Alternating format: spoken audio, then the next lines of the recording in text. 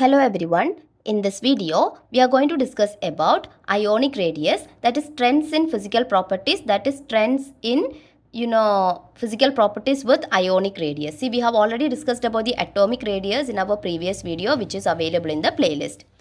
You see, the removal of an electron from an atom that results in the formation of a cation. Cation means it is a positively charged ion.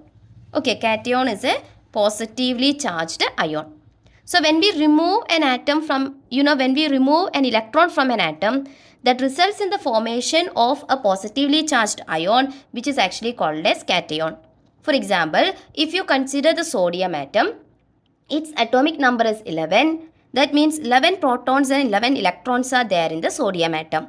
When one electron is removed from this, then 11 protons will be there, and 1 electron is removed means 10 electrons will be there after the removal. So now you see 11 positive charges and 10 negative charges. So here 1 extra positive charge is there. That means this sodium atom now it becomes an Na plus ion, that is a sodium ion. This sodium ion Na plus ion, this is a cation. So sodium atom becomes a sodium ion Na plus ion by the removal of an electron from it. Similarly, the gain of an electron leads to the formation of an anion. Anion means it is a negatively charged ion.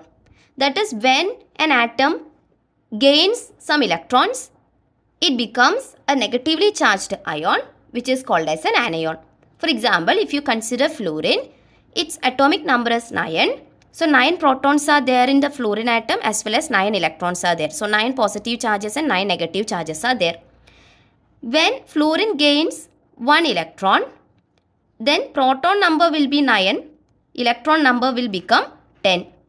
So you see 9 positive charges and 10 negative charges. So 1 negative charge is extra here. That means this fluorine becomes F minus ion.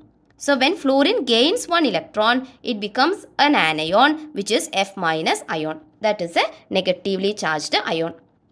And you see, the ionic radius that can be estimated by measuring the distances between cation and anion in ionic crystal.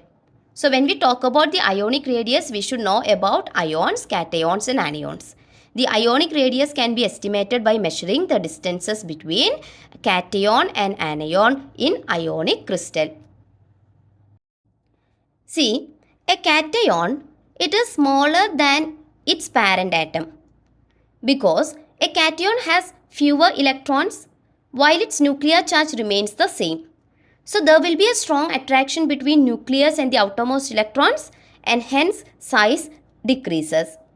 That is, for example, if you consider the ionic radius of sodium ion, it is 95 picometer.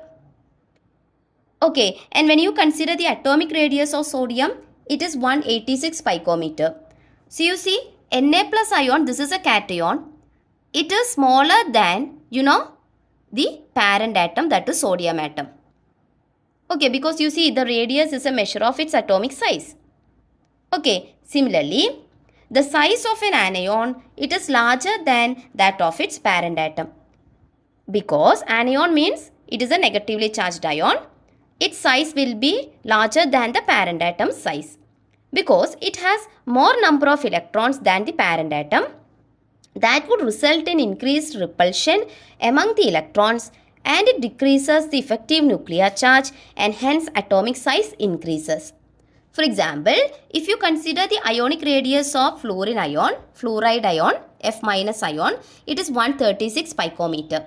Whereas the atomic radius of fluorine atom, it is 64 picometer only. So size of the anion, it is larger than the size of the parent atom, because you see these are actually the atomic radius values.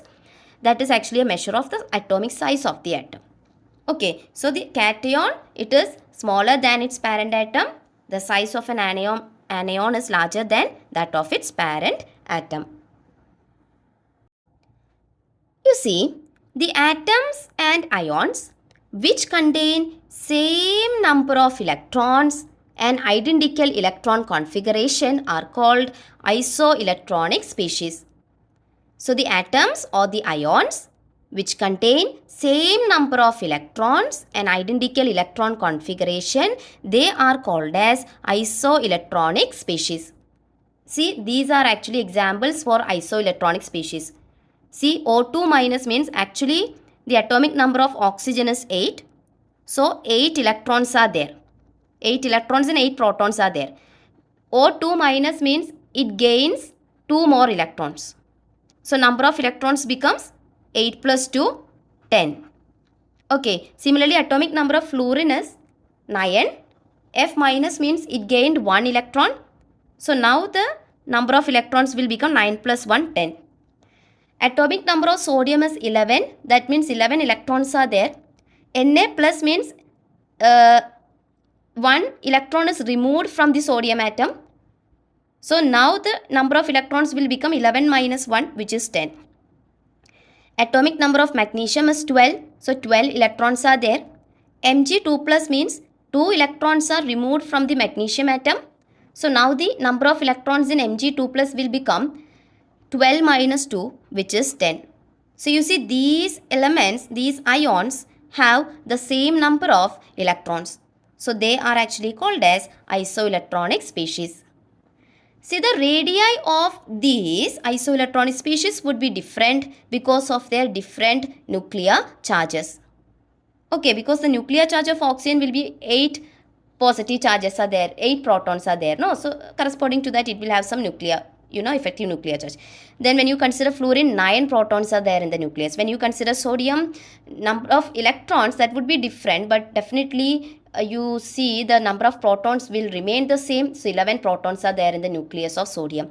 So, the radii of these isoelectronic species would be different because of their different nuclear charges.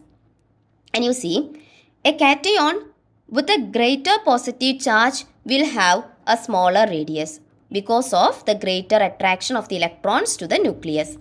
And anion with a greater negative charge will have the larger radius because more number of electrons will cause more repulsion between electrons and effective nuclear charge decreases and ion will expand in size.